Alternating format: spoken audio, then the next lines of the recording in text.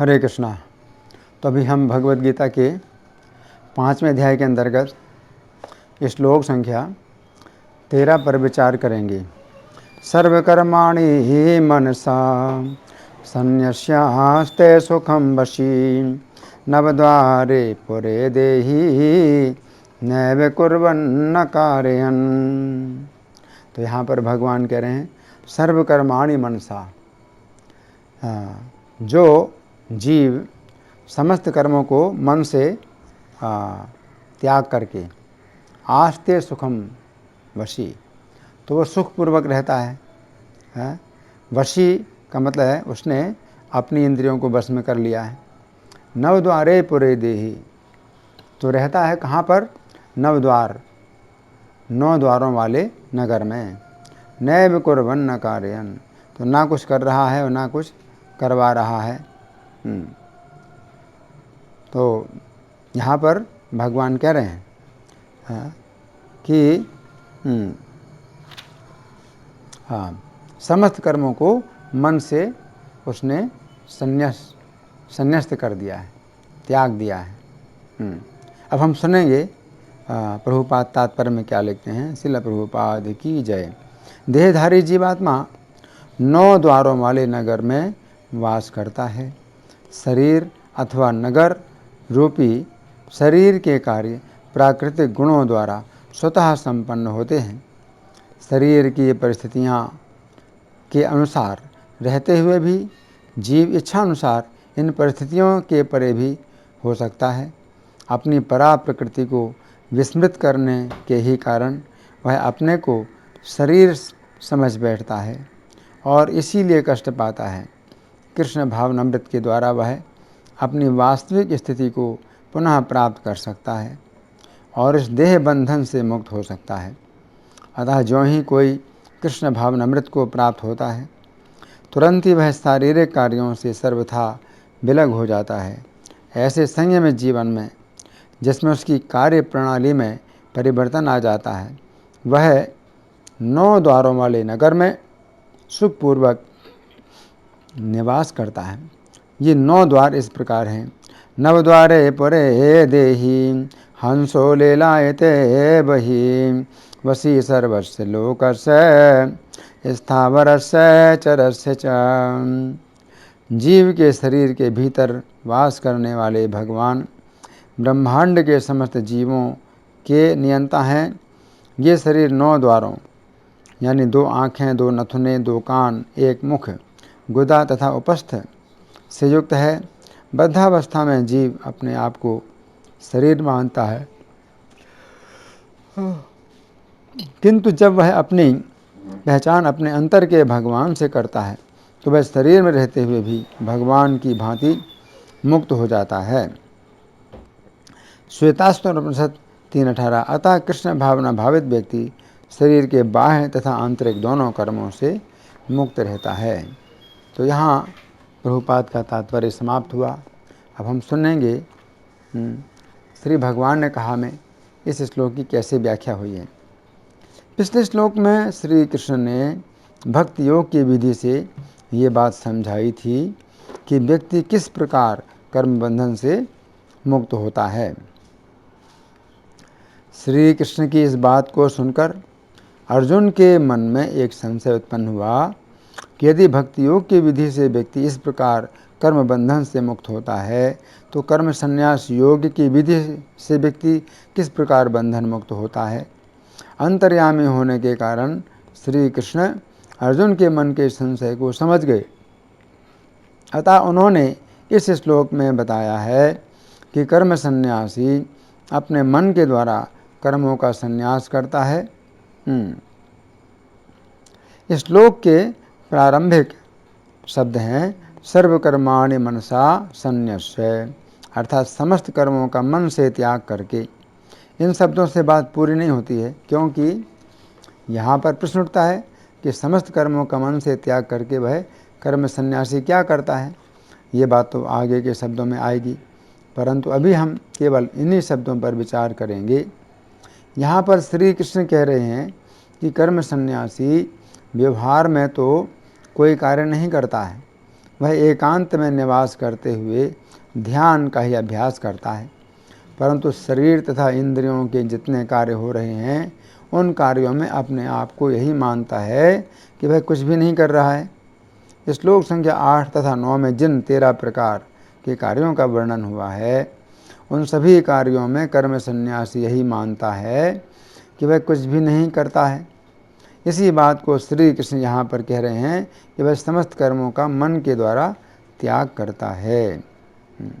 इस श्लोक के अगले शब्द हैं आस्ते सुखम, अर्थात वह सुखपूर्वक रहता है। इसका अर्थ है कि कर्म संन्यासी को इस बात की कोई चिंता नहीं रहती है कि उसे क्या करना है अथवा क्या नहीं करना है। शरीर तथा इंद्रियों के जो भी कार्य हैं वे स्वतः हो रहे हैं। श्लोक संख्या 8 तथा 9 में श्री कृष्ण कहते हैं कि कर्म संन्यासी यही सोचता है कि उसके शरीर में भौतिक इंद्रियां अपने अपने विषयों में कार्य कर रही हैं। ये एक सुख की स्थिति है।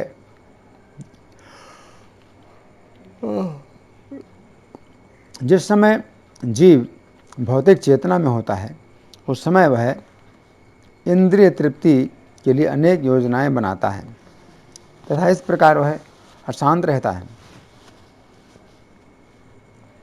वो अपने भौतिक शरीर तथा मन के कार्यकलापों में अत्यधिक व्यस्त रहता है। वो भ्रांत रहता है क्योंकि उसके पाप तथा पुण्य के विविध कार्य खाने, सोने, रक्षा करने तथा इंद्रिय तृप्ति के आचरण के माध्यम से मात्र कष्टों को दूर करने और नश्वर शरीर के सुख की वृद्धि करने में केंद्रित होती हैं। तो यहाँ पर श्री कृष्ण कह रहे हैं कि कर्म संन्यासी सुख पाने की कोशिश ना करते हुए अपने शरीर के अंदर सुखपूर्वक रहता है। इस श्लोक में अगला शब्द है वशी, अर्थात संयमी। यहाँ पर ये समझने की बात है कि कर्म संन्यास की विधि में व्यक्ति के अंदर इतनी योग्यता होनी चाहिए कि वह अपनी इंद्रियों तथा मन को बस में करे। गीता 6:18 में श्री कृष्ण कहते हैं कि जब योगी योगाभ्यास द्वारा अपने मानसिक कार्यकलापों को बस में कर लेता है और अध्यात्म में स्थित हो जाता है, अर्थात समस्त भौतिक इच्छाओं से रहित हो जाता है, तब वह योग में सुस्थिर कहा जाता है।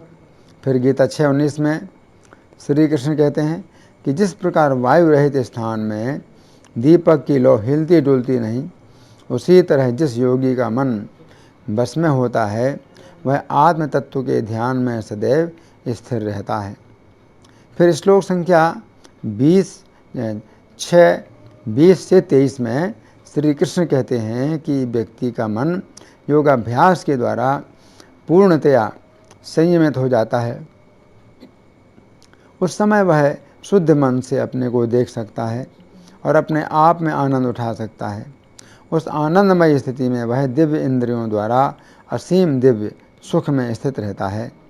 इस सुख की प्राप्ति हो जाने पर वह इससे बड़ा कोई दूसरा लाभ नहीं देखता। ऐसी स्थिति को पाकर वह बड़ी से बड़ी कठिनाई में भी विचलित नहीं होता। ये निस्संदेह भौतिक संसर्ग से उत्पन्न होने वाले समस्त दुखों से वास्तविक मुक्ति है।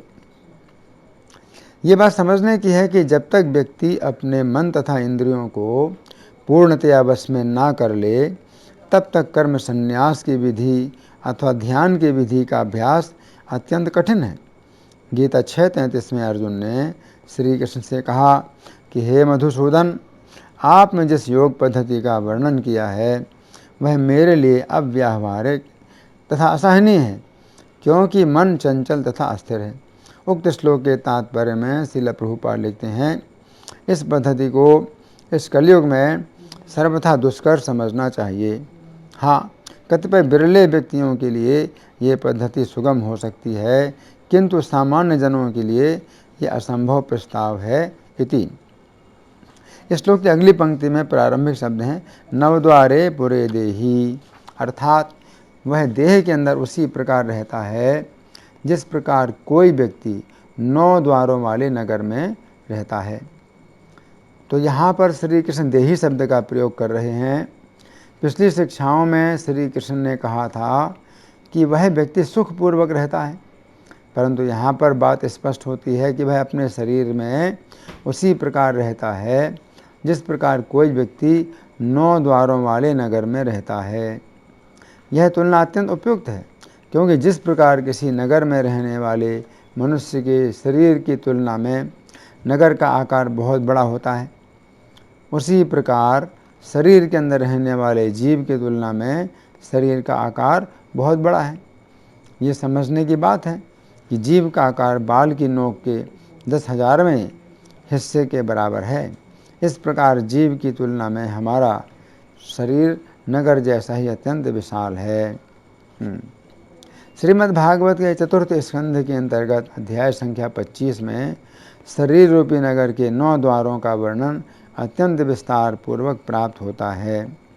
नारद जी राजा प्राचीन बरही को राजा पुरंजन की कथा सुनाते हुए कह रहे हैं कि राजा पुरंजन जिस नगर में रहता था, उस नगर के 9 द्वारों में से 7 तो ऊपर थे तथा 2 नीचे थे।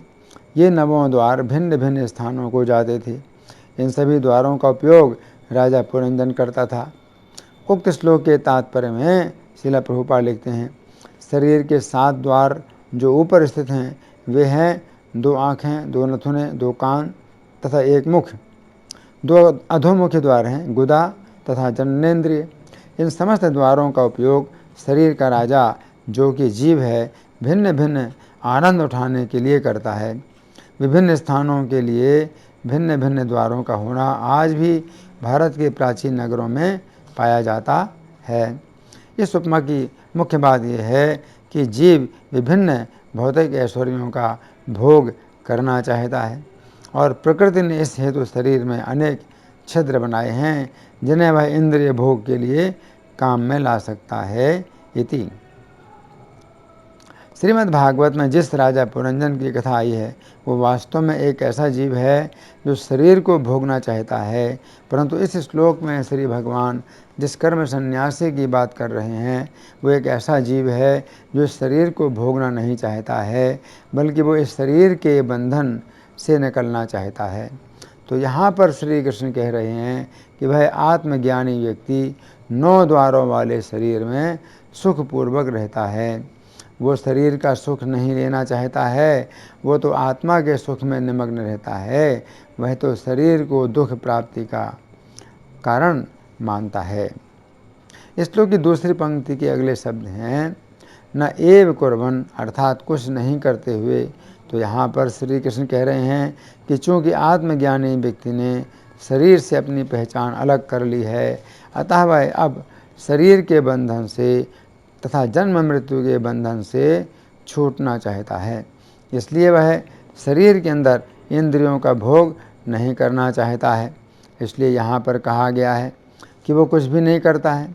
इस श्लोक के तात्पर्य में श्रील प्रभुपाद लिखते हैं, देहधारी जीवात्मा 9 द्वारों वाले नगर में वास करता है। शरीर अथवा नगर रूपी शरीर के कार्य प्राकृतिक गुणों के द्वारा स्वतः संपन्न होते हैं।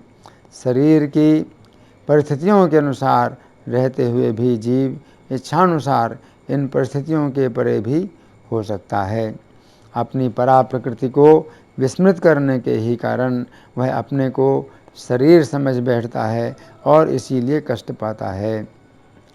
श्रीमद् भागवत में वर्णन आता है कि राजा पुरंजन इस शरीर रूपी नगर में अलग अलग द्वारों का उपयोग करते हुए अलग अलग प्रकार के भोगों को भोगता है तथा इस तरह बहुत व्यस्त रहता है। परंतु यहाँ पर श्री कृष्ण कह रहे हैं कि आत्मज्ञानी व्यक्ति अपने शरीर के किसी भी द्वार का उपयोग भोगों को भोगने के लिए नहीं करता है। इस प्रकार वह कुछ भी नहीं करता है।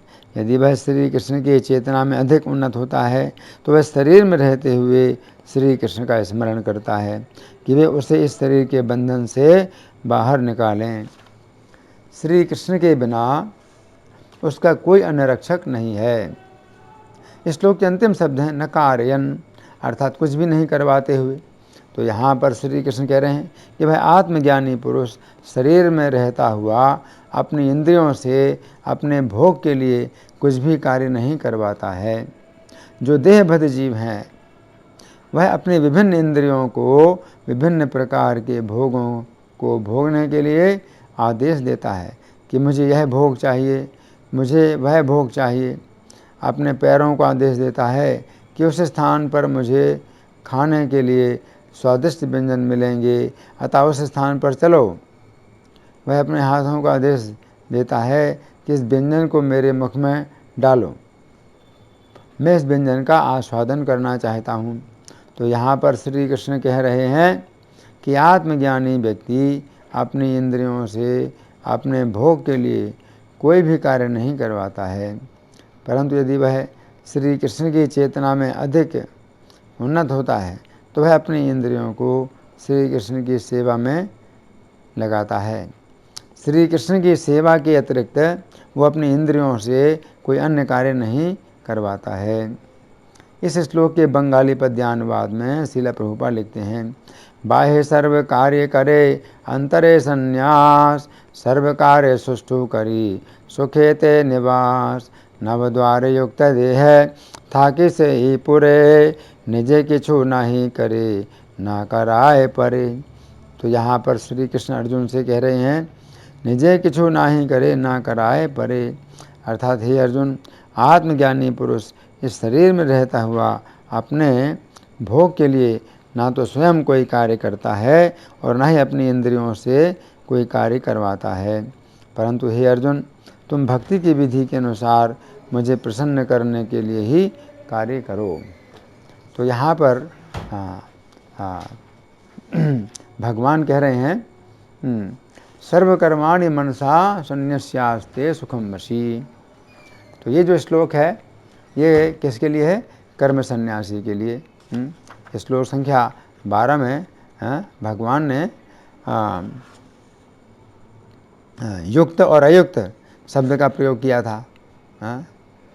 तो जो अयुक्त है तो भौतिकतावादी व्यक्ति है जो कि फल में आसक्त होता है, और युक्त जो है वो कर्मयोगी की बात भगवान बताते हैं, है ना।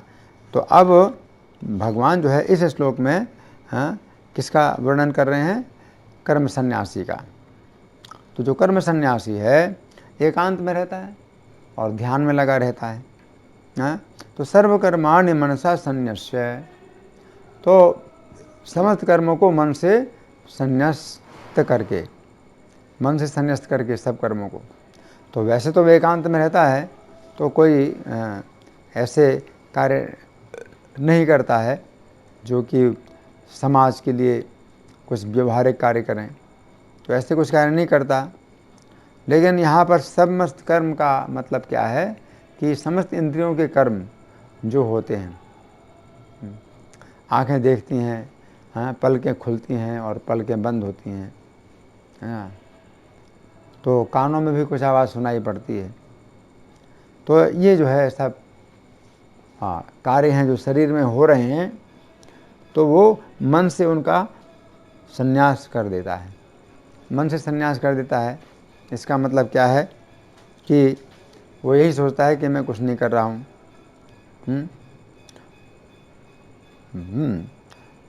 तो इस प्रकार से मन से जो है उन कर्मों को इस प्रकार से समझ लेता है कि मैं करने वाला नहीं हूँ, स्वतः ये कार्य हो रहे हैं। इंद्रियाणि इंद्रियार्थेषु वर्तन्ते धारयन्, इंद्रियाँ ही इंद्रियों के विषय में कार्य कर रही हैं। जैसे कि मैं यहाँ बैठा हूँ तो कानों में कुछ शब्द सुनाई पड़ रहे हैं, तो ये जो कार्य हैं तो ये इंद्रियों के कार्य हैं, ये हो रहे हैं, अपने आप हो रहे हैं। अगर कोई आवाज़ आ रही है, कान में जा रही है, तो कान जो है सुन रहे हैं, तो सुनने का कार्य है, तो ये अपने आप हो रहा है। तो नवद्वारे पुरे देहि नैव कुर्वन् न कार्यन्, तो नौ द्वारों वाले पुर में जो है देही रहता है। तो यहाँ पर भगवान देही शब्द का प्रयोग कर रहे हैं। तो ये विशिष्ट रूप से भगवान सांख्य की चर्चा कर रहे हैं, सांख्य की चर्चा कर रहे हैं। तो सांख्य योगी भी कहा जाता है उसी को जो कर्म सन्यासी है। तो नवद्वार पुरे, 9 द्वारों वाले नगर में कौन रहता है? देही रहता है। तो देही शब्द से अपने आप पता चलता है कि देह में रहने वाला ना। और देह कैसा है? 9 द्वारों वाला नगर है। 9 द्वारे पुरे देही, है ना। और सुखपूर्वक रहता है। तो वो सुखपूर्वक कैसे रहता है? वो सुखपूर्वक रहता है शरीर के अंदर, जीवात्मा। तो जो कर्म सन्यासी है तो वो सुखपूर्वक इसलिए रहता है कि उसने बस में किया हुआ है, अपनी इंद्रियों को बस में किया हुआ है। इंद्रियों की जो मांगें हैं उसकी बिल्कुल ख़त्म हो चुकी हैं, इसलिए वो सुखपूर्वक रहता है। तो 9 द्वारे पुरे देही नैव कुर्वन् कार्यन्। तो 9 द्वारों वाला नगर, ये जो भौतिक शरीर है ये 9 द्वारों वाला नगर है। तो 7 द्वार जो है हमारे सिर में है। 7 द्वार हमारे सिर में है। 5 द्वार तो हमारे मुख में है, और दाहिनी तरफ एक द्वार है कान का, और बाईं तरफ एक द्वार है कान का, और मल द्वार और मूत्र द्वार ये नीचे की दिशा में है। तो श्रीमद् भागवत में जो 4थे स्कंद में राजा पुरंजन की कथा आती है, तो उसमें 9 द्वारों के नगर का वर्णन किया है कि शरीर किस प्रकार 9 द्वारों वाला नगर है। तो उसमें बताया गया 5 द्वार तो पूर्व दिशा की ओर हैं। तो पूर्व दिशा का मतलब क्या है? कि जो सामने है। तो पूर्व दिशा का मतलब है सामने, सामने की ओर। तो ये 5 द्वार जो सामने की तरफ हैं वो कौन कौन से हैं? 2 आँखें और 2 नथुने और 1 मुख, 5। इसके बाद उसमें लिखा है कि 1 द्वार दक्षिण दिशा में है। तो 1 द्वार दक्षिण दिशा में है, इसका मतलब क्या है? दाहिना कान ये द्वार है। और 1 द्वार उत्तर दिशा में है, इसका मतलब क्या है? उत्तर, बायां कान, है ना। और फिर 2 द्वार निर्ऋति के हैं, 2 द्वार नीचे की ओर हैं। तो वो कौन से हैं? मल द्वार और मूत्र द्वार। तो इस प्रकार से 9 द्वारे पुरे देही नैव कुर्वन् कार्यन्। तो वो ना तो कुछ करता है और ना करवाता है, वो केवल सुखपूर्वक रहता है। 9 द्वारों वाले नगर में सुखपूर्वक रहता है, वो कुछ कराता नहीं है ना कुछ करता है। तो इसका मतलब यह है कि एकांत में जो कोई व्यक्ति निवास करता है और ध्यान योग परो नित्यम, ध्यान योग की हमेशा परायण रहता है। ध्यान योग परो नित्यम वैराग्यम समुपास्थितः, वैराग्य का पूर्णतया अवलंबन लेकर के, है ना। तो इस प्रकार से अगर कोई कर्म सन्यासी व्यक्ति एकांत में ध्यान करता है तो उसकी स्थिति सुरक्षित है। तो यहाँ पर भगवान यही वर्णन कर रहे हैं कि अगर कोई व्यक्ति अपने मन को बस में कर लेता है तो वो सुखी रह सकता है। तो कर्म सन्यासी जो है अपने मन को बस में करता है।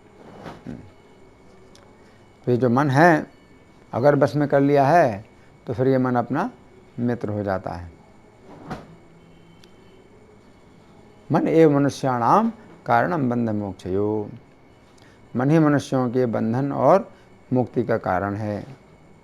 कारणम विषयासक्तो, बंधाय विषयासक्तो मोक्षाय निर्विषयम मनः, बंधाय विषयासक्तो। तो ही मन जो है अगर विषयों में आसक्त होता है तो बंधन का कारण है। और मोक्षाय निर्विषयम मनः, और यही मन जो है यदि निर्विषय हो जाए यानी विषयों का त्याग दे तो मोक्षाय, तो ये मुक्ति दिलाने वाला होता है। तो मन ही जो है इस प्रकार का है। तो यहाँ कर्म सन्यासी के बारे में बात बताई गई है कि जो देही है, कर्म सन्यासी है, तो उसने अपने मन को वश में कर रखा है। मन को वश में कर रखा है तो वो सुखपूर्वक रहता है। तो ये इसकी जो स्थिति है ये सुख की है। जैसे सुखदेव गोस्वामी थे, तो सुखदेव गोस्वामी उसी प्रकार से कर्म सन्यासी की तरह कुछ कार्य नहीं करना, एकांत में रहते थे, एकांत में रहते थे और ध्यान योग के हमेशा परायण रहते थे। लेकिन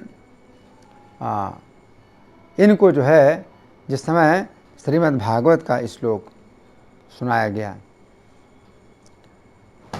तो इनका जो है वो सुख समाप्त हो गया।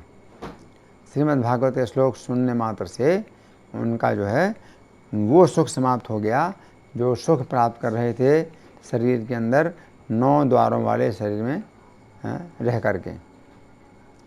तो श्रीमद् भागवत का जो सुख है वो श्री कृष्ण की भक्ति का रस है। तो अगर ऐसी स्थिति में किसी को श्रीमद् भागवत प्राप्त होती है तो उसको निर्विशेष ब्रह्म का जो सुख है उसके लिए वो सुख जो है उसके लिए फीका पड़ जाता है।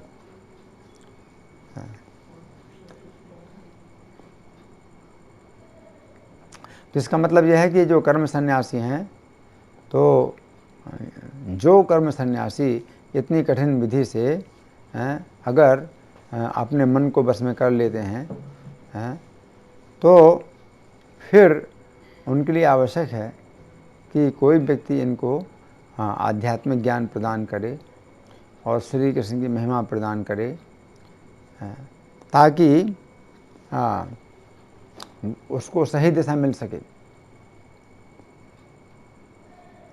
जैसे 4 कुमार थे, तो वे भी इसी प्रकार से जो है वो कर्म सन्यासी थे।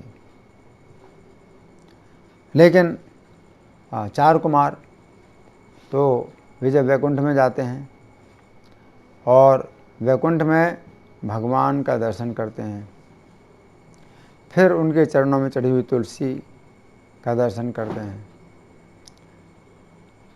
तो फिर उनका जो है ये जो ज्ञान मार्ग था वो भक्ति मार्ग में बदल गया। उनको जो है फिर वो जो निर्विशेष ब्रह्म का सुख था वो उनका फीका हो गया। साक्षात भगवान को देखा वैकुंठ में। तो यहाँ पर भगवान ये बता रहे हैं कि वो कर्म सन्यासी जो कि ब्रह्म के ध्यान में, निर्विशेष ब्रह्म के ध्यान में तल्लीन है, तो वो जो है जब उसे भक्ति का रस प्राप्त होता है तो फिर उसको निर्विशेष ब्रह्म का जो सुख है वो फीका पड़ जाता है। और गीता 14 अध्याय 14 और श्लोक संख्या 27 में भगवान कहते हैं सुखस्य एकांतिकस्य च कि ब्रह्मणो हि प्रतिष्ठा हम अमृतस्याप्यस्य च शाश्वतस्य च धर्मस्य सुखस्य एकांतिकस्य च। एकांतिक सुख का मैं ही एकमात्र कारण हूँ। तो एकांतिक सुख जो श्री कृष्ण का है, तो अभी इस श्लोक में जो बताया गया है कि आस्ते सुखम, सुखपूर्वक रहता है ना। तो ये सुख ब्रह्म का सुख है, लेकिन जब श्री कृष्ण का सुख प्राप्त होता है तो वो आत्यंतिक सुख कहलाता है। तो श्री कृष्ण में आत्यंतिक सुख है, तो तो वो एक अलग ही स्थिति है। तो हमें ये समझना चाहिए कि कोई कर्म संन्यास का अगर अभ्यास करता है तो ऐसी स्थिति में आता है। धन्यवाद। हरे कृष्णा।